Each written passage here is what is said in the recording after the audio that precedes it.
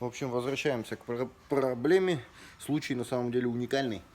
Люди изначально пробили поддон. Двигатель поработал без масла. У них давление стало меньше. И вот это все забрякало. Цепь растянутая, башмаки стертые. Вот это вот люфт, там туда-сюда. Все это я сделал, суетнул. Бряк тот устранили. И появился здесь. Даже не то, что появился, а возможно его не было слышно на фоне брякающей цепи.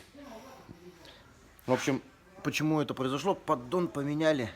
Он от 2 СЗ, видимо, а тут от 3 СЗ. У него ход коленвала больше, и он шатунами достает до сюда. Еле слышно, но все равно это неприятно. Сейчас я отредактирую все это дело, чищу, вычищаю резьбу митчиками, моем, собираем. Работы будет много.